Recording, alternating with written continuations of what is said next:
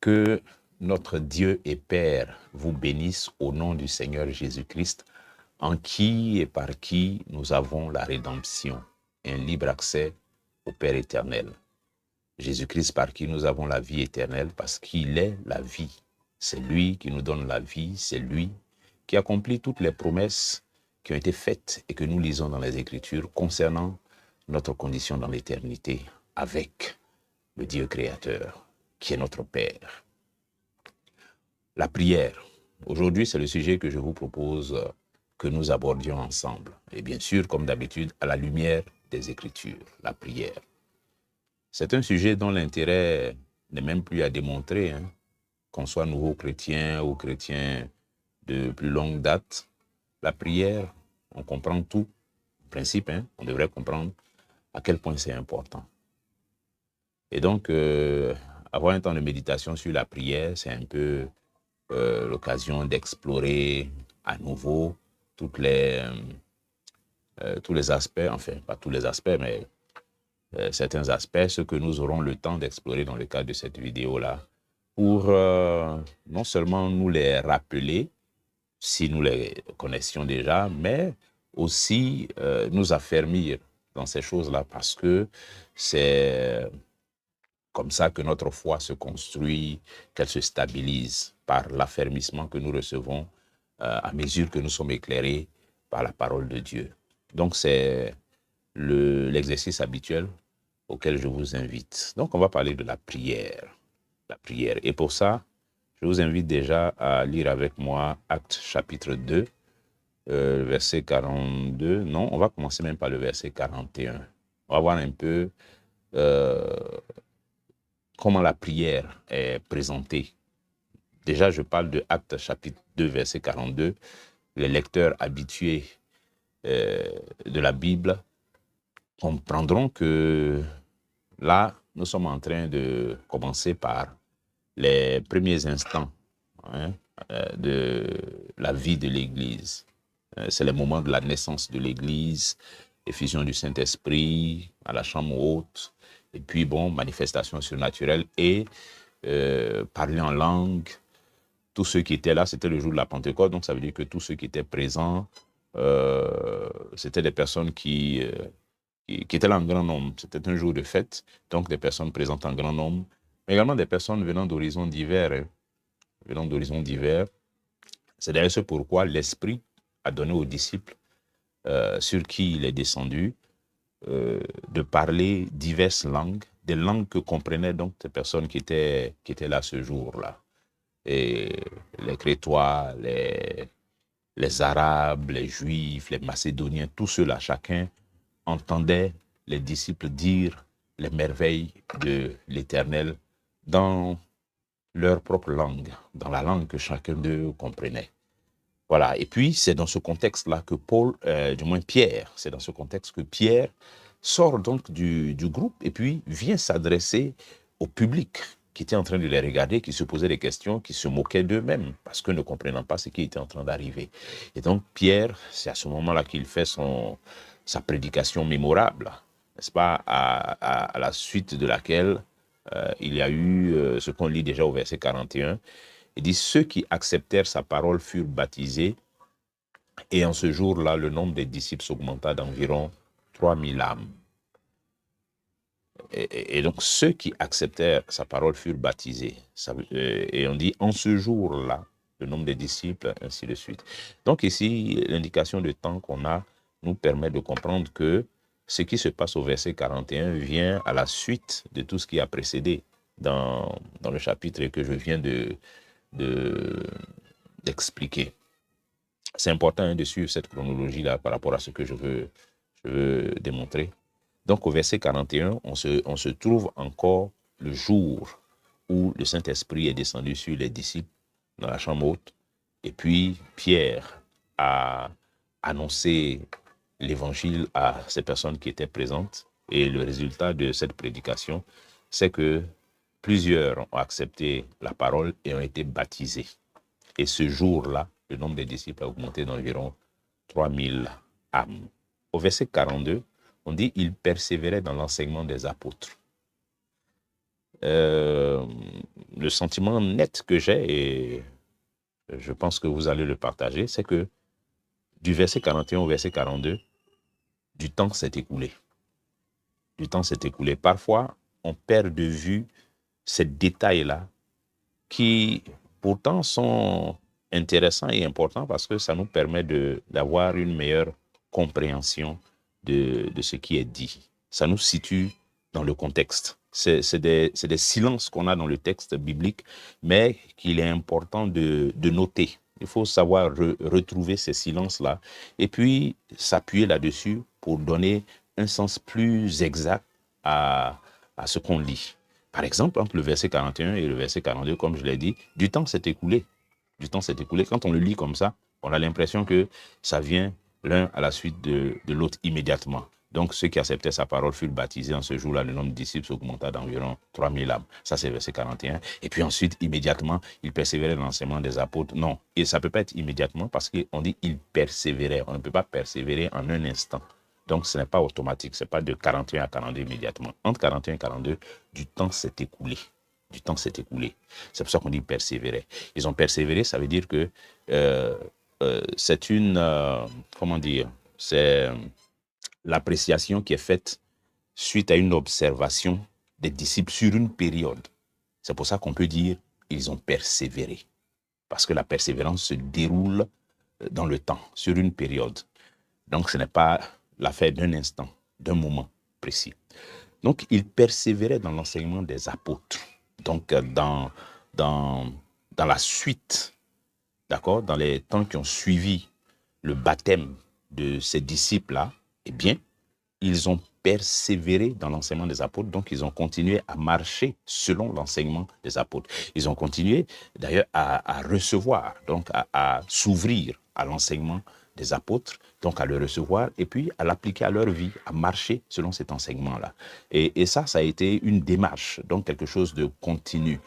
Ensuite, on dit, ils persévéraient également dans la communion fraternelle. Donc, même démarche dans la communion fraternelle, même démarche également dans la fraction du pain et même démarche de persévérance dans les prières. Ça veut dire que toutes ces choses-là, ce sont des choses dans lesquelles les disciples ont marché dès après leur baptême. C'est des choses dans lesquelles les disciples ont marché. Ils ont persévéré dans l'enseignement des apôtres, dans la communion fraternelle, dans la fraction du pain et dans les prières. Et ils ont fait ça sur une longue période.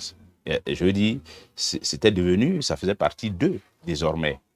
Être dans l'enseignement des apôtres, être dans la communion fraternelle, pratiquer la fraction du pain, être dans les prières, ça faisait partie désormais de leur nouvelle vie en tant que disciples. Vous aurez bien compris que c'est le dernier élément cité qui nous retient ici. Donc, persévérer dans les prières. Et ce que je veux montrer par ce verset, c'est juste que vous voyez que dès le début, dès le commencement de la vie chrétienne, déjà, il y a cette affaire de prière. Il est question de persévérer dans la prière. Il est question de marcher dans la prière. Ici, on a dit dans les prières. Certainement pour exprimer le fait que les occasions de prière se multipliaient et que les disciples s'y adonnaient, soit dans leur moment personnel ou alors dans les groupes, dans les groupes qui se réunissaient pour s'édifier. Donc, il y avait des occasions de prier et les disciples donc avaient cette pratique-là de la prière de façon régulière, de façon continue. Donc ils persévéraient dans les prières. Importance de la prière dès le commencement de la vie chrétienne, dès le commencement même de l'histoire de l'Église. On nous indique ici des choses clés, des choses essentielles dans lesquelles les disciples se sont établis, dans lesquelles le Saint-Esprit a établi les disciples, des choses clés, des piliers sur lesquels la vie spirituelle de ces disciples-là a été construite.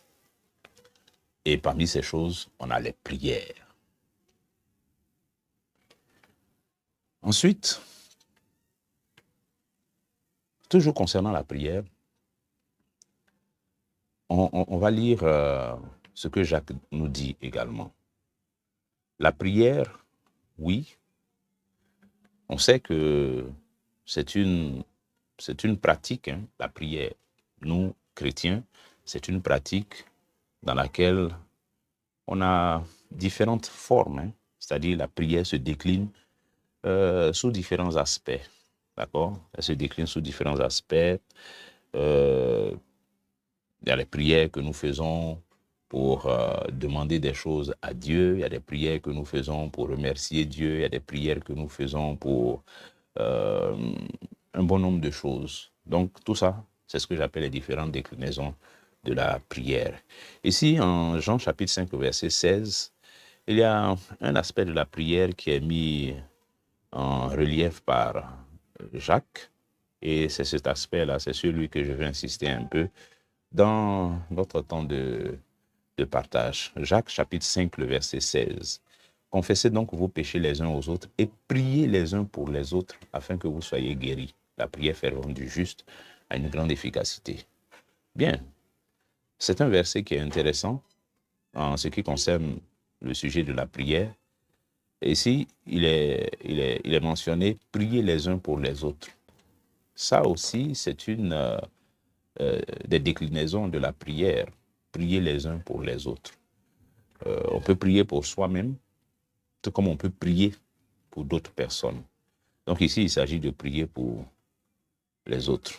Prier les uns pour les autres. Pourquoi c'est important de prier les uns pour les autres? Voyons même dans la vie des apôtres eux-mêmes, dans la vie des apôtres, dans la vie de l'Église, une fois encore, dans la vie de l'Église. En Actes chapitre 12 au verset 5, on se souvient que dans ce chapitre, Pierre est arrêté. Donc Pierre a été arrêté dans ce contexte-là, et puis il a été mis en prison. Pendant qu'il était en prison, Actes chapitre 12, le verset 5 nous dit que Pierre donc était gardé dans la prison, et l'Église ne cessait d'adresser pour lui des prières à Dieu. L'Église ne cessait d'adresser pour Pierre des prières à Dieu pendant qu'il était en prison. L'Église priait Dieu parce que Pierre est arrêté. On ne sait pas quel sort lui sera réservé, surtout quand on comprend déjà dans le contexte qui prévalait que ces personnes étaient très, très, très hostiles à l'évangile de Jésus-Christ, à la doctrine de Jésus-Christ. Ils étaient très hostiles à ça. Et donc, Pierre étant tombé entre les griffes de ces personnes-là, l'Église a compris qu'il était en danger, qu'il était en péril. Donc, il était important de le secourir. Mais le secours que l'Église a pu lui apporter, c'est de fléchir les genoux devant Dieu en sa faveur, de prier pour lui, de prier pour l'apôtre Pierre qui était entre les griffes des adversaires de la foi en Jésus-Christ. L'Église a prié pour Pierre. Ça, c'était au verset 5. Et les versets suivants nous expliquent un peu ce qui s'est passé. On voit comment de façon miraculeuse, en réponse à la prière que l'Église a adressée à Dieu pour l'apôtre, eh bien, Dieu fait venir un ange au secours de Pierre dans la prison et l'ange va le faire sortir miraculeusement de la prison. Et ça, c'est en réponse à la prière qui a été adressée par l'Église en faveur de Pierre. Prier les uns pour les autres. Pierre, dans sa condition, il avait absolument besoin de soutien. Il avait besoin de soutien. Et donc, c'est important. C'est important que nous puissions manifester notre soutien les uns vis-à-vis des autres devant Dieu par la prière. Devant Dieu par la prière. Des frères peuvent être dans des situations, des sœurs peuvent être dans des situations difficiles, compliquées, pas forcément des situations liées au ministère, hein, comme c'était le cas avec Pierre. Ça peut être n'importe quelle situation de la vie, mais des situations difficiles, pénibles, pour lesquelles les bien-aimés ont besoin d'être accompagnés, d'être soutenus par la prière. C'est important qu'on le fasse. C'est important qu'on prie pour les frères et pour les sœurs. Vous voyez, quand on parle de prier les uns pour les autres, ça peut se faire de différentes façons. Ici, je vais en mentionner 3 essentiellement. La première façon, c'est que Dieu lui-même te mette à cœur de prier pour une personne. Ça arrive que le Seigneur mette dans ton cœur le désir de prier pour quelqu'un précisément. Peut-être dans tes temps de prière, pendant que tu es en train de prier, la pensée de cette personne-là vient très fortement dans ton esprit et puis tu as envie de prier pour elle. Parfois, l'orientation divine est précise même. Dieu t'indique précisément pour quel sujet tu dois prier concernant la vie de cette personne-là. une situation par laquelle la personne passe et tout ça. Donc, Dieu peut te donner cette orientation-là directement. La deuxième façon d'être conduit à prier les uns pour les autres, c'est que Dieu permet que tu, dans tes contacts avec le frère ou la sœur, que tu reçoives des informations le concernant ou la concernant, ou alors par d'autres sources, que tu reçoives des informations concernant la personne. Et puis, bon, sur cette base-là, tu as à cœur de prier pour la personne sur cette question précise, la question qui t'est parvenue. Et puis, la troisième façon d'être orienté à prier les uns pour les autres, c'est que moi, je viens soumettre un sujet de prière à un frère ou bien à une sœur, ou bien que quelqu'un vienne me soumettre un sujet de prière, directement m'expliquer une situation pour laquelle le frère ou la sœur sollicite un accompagnement dans la prière, un soutien dans la prière. Ça aussi, ça se fait entre frères. Ça se fait entre frères. Donc, je crois que ce sont des choses que nous devons cultiver de plus en plus. Que nous devons cultiver de plus en plus parce que ce qui va résoudre le problème de mon frère ou de ma sœur peut-être viendra de la prière que moi je vais adresser à Dieu en faveur de cette personne. Donc, il faut que on puisse de plus en plus développer cette partie de notre vie de prière, prier les uns pour les autres, prier les uns pour les autres. Et puis, c'est une manifestation tellement éloquente de notre amour fraternel. Prier les uns pour les autres. C'est une manifestation très forte de l'amour fraternel, de la communion fraternelle. Prier pour mes frères, prier pour mes sœurs. Je peux prier pour mon frère ou pour ma sœur dans le secret, sans même que la personne sache forcément que je suis en train de la soutenir, de l'accompagner dans la prière, c'est possible. Et ça devrait être quelque chose de courant dans notre pratique de la prière, dans notre vie de prière. D'un autre côté, on va lire également Éphésiens. On va lire Éphésiens, le chapitre 1, verset 16. C'est Paul qui s'adresse à l'église d'Éphèse. Il dit « Je ne cesse de rendre grâce pour vous, faisant mention de vous dans mes prières. » Éphésiens chapitre 1, verset 16. Alors, on va lire le verset d'avant, le verset 15. Paul dit « C'est pourquoi moi aussi, ayant entendu parler de votre foi au Seigneur Jésus et de votre charité pour tous les saints, je ne cesse de rendre grâce pour vous, faisant mention de vous dans mes prières. » Nous parlons toujours de ça, prier les uns pour les autres. Paul nous indique ici qu'il fait mention des frères de l'église d'Éphèse dans ses prières, ça veut dire qu'il prie pour eux. Il prie pour eux. Et ce qui est intéressant ici, le verset 15 nous donne une information très intéressante. Il dit « Ayant entendu parler de votre foi au Seigneur, point positif, et de votre charité pour tous les saints, de votre amour pour tous les frères, pour toutes les sœurs, ayant entendu parler de la façon dont vous vivez une vie chrétienne excellente devant Dieu. » C'est ce que ça veut dire. Et il dit « ayant entendu parler d'eux ». Ça veut dire que c'est un témoignage qui lui a été rendu de ses frères-là. C'est un témoignage qui lui a été rendu de ses frères-là. Et donc, Paul note quelque chose de positif dans la vie chrétienne qui est menée par les frères d'Éphèse. Et sur cette base-là, il dit « Je ne cesse de rendre grâce pour vous ». Donc, quand il prie Dieu, il rend grâce à Dieu pour ses frères-là. Il remercie Dieu de lui avoir donné de tels frères. Il remercie Dieu pour la qualité de vie de disciples que ses bien-aimés mènent. Il fait mention donc d'eux dans ses prières. Verset 17. « Afin que le Dieu de notre Seigneur Jésus-Christ, le Père de gloire, vous donne un esprit de sagesse et de révélation dans sa connaissance. » Vous voyez, Paul parle ici de personnes, pas de personnes qui sont en difficulté. Ça, il ne fait pas cas de ça ici. Il n'est pas en train de parler de personnes qui sont en difficulté, qui ont besoin d'un soutien, et donc pour lesquelles il prie pour les soutenir dans la prière, parce qu'ils seraient en difficulté. Non, ce n'est pas des personnes qui sont en difficulté. Néanmoins, bien qu'il ait entendu un témoignage très positif de la façon dont ces personnes-là menaient leur vie de disciples, eh bien, Paul priait pour ces personnes. Il priait. Il dit au verset 17 là, que ce qu'il demande au Seigneur, c'est de leur donner un esprit de sagesse et de révélation dans sa connaissance. Un esprit de sagesse et de révélation, que Dieu leur ajoute ça. Ça veut dire les frères là, ils sont déjà bien, hein. Ils vivent bien déjà leur foi chrétienne, leur vie chrétienne. Et Paul demande que Dieu ajoute à ça, ce qui est bon déjà là, que Dieu ajoute un esprit de sagesse et de révélation dans sa connaissance. Ça veut dire plus de profondeur, plus de spiritualité dans la vie de ses bien-aimés. On n'a qu'à prier les uns pour les autres. Hein. Ce n'est pas parce que le frère ou bien la sœur, on le voit, on la voit vivre bien dans l'église. Enfin, on a un bon témoignage de la personne. On voit même, on voit parce que la personne est avec nous, donc on la connaît plus ou moins, et on voit de bonnes choses déjà dans sa vie. C'est pas pour ça qu'on va estimer que cette personne-là n'a plus besoin qu'on prie pour elle. Non. Tous ceux-là, ils ont besoin de prière. Tous ceux-là ont besoin qu'on prie pour eux.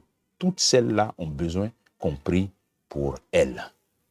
Parce que, oui, on peut avoir atteint un certain niveau spirituel, qui est un bon niveau, mais on n'est jamais arrivé. Dans notre croissance spirituelle, on n'est jamais arrivé, on n'a jamais fini. Donc, le frère qui est déjà crédité d'un bon témoignage a toujours besoin qu'on prie pour lui. Elle a besoin qu'on prie pour elle, la sœur, même si elle est créditée déjà d'un bon témoignage devant l'Église, elle a besoin qu'on prie pour elle. Donc, il faut qu'on prie les uns pour les autres. Le frère que tu vois dans l'Église, et puis tu dis, le frère, là, sa vie m'édifie, hein, vraiment, j'aime son sérieux, son engagement dans la foi. Il a besoin de ta prière, il a besoin de ma prière pour pouvoir continuer, justement, pour ne pas fléchir, pour ne pas abandonner ça. Parce que, comme les Écritures disent, que celui qui est debout prenne garde de ne pas tomber. Parce que celui qui est debout, là, il peut tomber. Celui qui est debout peut trébucher, il peut glisser, il peut faire naufrage par rapport à la foi, par un manque de vigilance ou bien par une faiblesse quelque part là-bas. Il faut soutenir les frères, il faut soutenir les sœurs dans la prière. Les frères qu'on voit qui sont zélés, qui sont bien, qui vivent une foi engagée et honnête, intègre devant Dieu, ils ont besoin de nos prières. Ils ont besoin de nos prières. On doit les soutenir. On doit prier pour eux, on doit prier pour elles.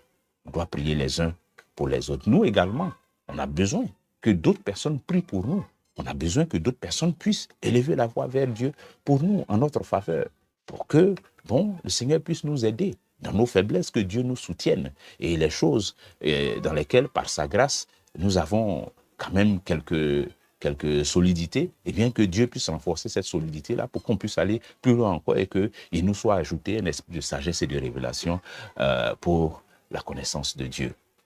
Important. Et Paul dit un peu la même chose quand on lit, par exemple, l'épître aux Thessaloniciens. Là, c'était l'épître aux Éphésiens. Il dit la même chose pratiquement aux Thessaloniciens. Il dit, en 1 Thessaloniciens chapitre 1, le verset 2, il dit, « Nous rendons continuellement grâce à Dieu pour vous tous, faisant mention de vous dans nos prières. » Nous rendons continuellement grâce à Dieu pour vous tous, faisant mention de vous dans nos prières. Donc déjà, il dit, nous rendons continuellement grâce à Dieu. Ça veut dire, s'il rend grâce à Dieu, ça veut dire que c'est pour quelque chose de bon déjà. Hein. Il dit au verset 3, nous rappelant sans cesse l'œuvre de votre foi, le travail de votre charité, la fermeté de votre espérance en notre Seigneur Jésus-Christ devant Dieu, notre Père. Voilà, c'est des mentions positives. Ce sont des mentions positives que Paul fait là, concernant la vie de disciples, de ses bien-aimés. Et pour ça, il fait mention d'eux dans ses prières, dans le même esprit que tout à l'heure, Éphésiens 1,16. Il les soutient, il les accompagne, il les appuie, afin que ces bien-aimés-là puissent demeurer fermes dans ce qu'ils ont déjà saisi. Et puis, on a un peu la même chose dans Philémon, chapitre 1 au verset 4, où il est dit, où Paul dit encore, je rends continuellement grâce à mon Dieu en faisant mention de toi dans mes prières. Ici, c'est plus personnalisé parce que Paul s'adresse cette fois-ci non pas à toute l'assemblée, mais à Philémon. Donc au verset 4, Philémon chapitre 1, verset 4, je rends continuellement grâce à mon Dieu, faisant mention de toi dans mes prières, parce que je suis informé de la foi que tu as au Seigneur Jésus et de ta charité pour tous les saints. Je lui demande que ta participation à la foi soit efficace. Vous voyez, une fois encore, Paul est en train d'indiquer à Philémon qu'il reçoit un bon témoignage de lui et qu'il prie encore pour que Philémon puisse exceller davantage dans la voie du Seigneur, qu'ils puissent exceller davantage en charité et en bonne conduite, en participation avec plus d'efficacité à cette foi qu'il a déjà si bien embrassée.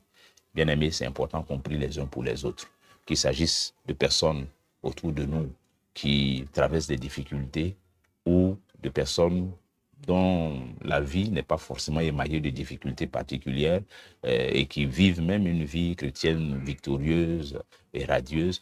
Il n'en demeure pas moins que de telles personnes ont besoin également de nos prières, ont besoin d'être soutenues par nous dans la prière et que chacun de nous également a besoin que quelqu'un d'autre prie pour lui, quelqu'un d'autre le soutienne. Il ne faut pas qu'on néglige ça. Il ne faut pas qu'on néglige ça parce que, je veux dire, il faudrait qu'on apprenne même à traduire les critiques qu'on pourrait avoir les uns à l'encontre des autres en sujet de prière.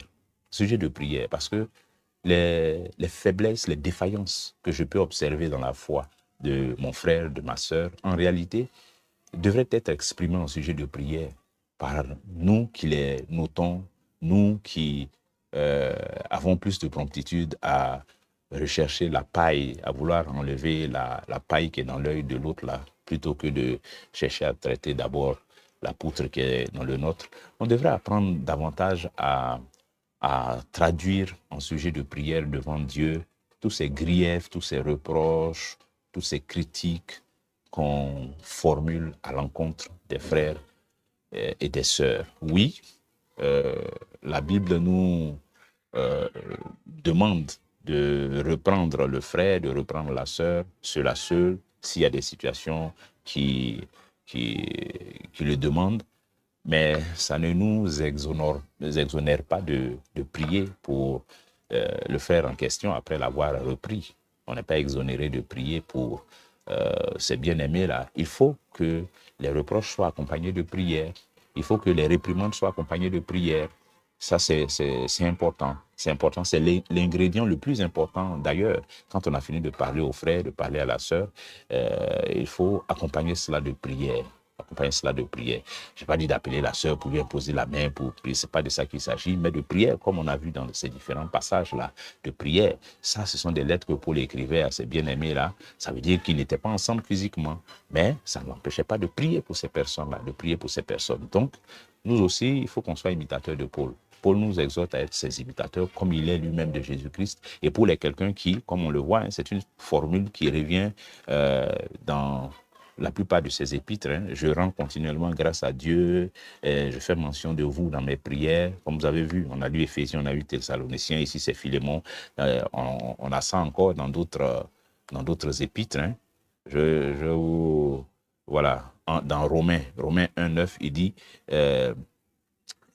Dieu que je sais en mon esprit dans l'évangile de son Fils, m'est témoin que je fais sans cesse mention de vous.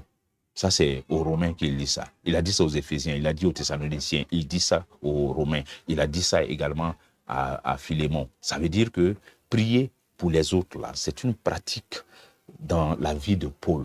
Paul, sa vie de prière, là, il y a beaucoup de place pour les autres. Il y a beaucoup de place pour les autres. Il consacre du temps à prier pour les autres aussi. Et nous devons imiter ça. C'est un bon modèle, c'est un bon exemple. On doit imiter ça. Notre Seigneur lui-même, vous voyez, notre Seigneur Jésus, quand que je retrouve ce passage dans Luc, voilà, Luc chapitre 22, verset 31, le Seigneur dit, Simon, Simon, Satan vous a réclamé pour vous cribler comme le froment. Luc 22, verset 31. Au verset 32, il dit, mais j'ai prié pour toi, afin que ta foi ne défaille point. Le Seigneur Jésus lui-même donne l'exemple. J'ai prié pour toi, Simon, afin que ta foi reste ferme, parce que Satan en a après vous. J'ai prié pour toi. Vous voyez, le Seigneur Jésus lui-même avait déjà donné l'exemple de prier pour les autres. Prier pour les autres, et c'est important. Imaginez-vous si le Seigneur avait lâché Pierre, si le Seigneur avait négligé de prier pour Pierre. Parce qu'il a bien indiqué, Satan en a après vous. J'ai prié pour toi, afin que toi, ta foi ne défaille point. Et quand toi, tu seras affermi, quand tu seras converti, il faut affermir tes frères. Prier les uns pour les autres, c'est important. Bien-aimé, ta prière, ma prière, ça peut éviter beaucoup de choses, beaucoup de désagréments, de dégâts dans la vie du frère qui est à côté, de la sœur qui est à côté.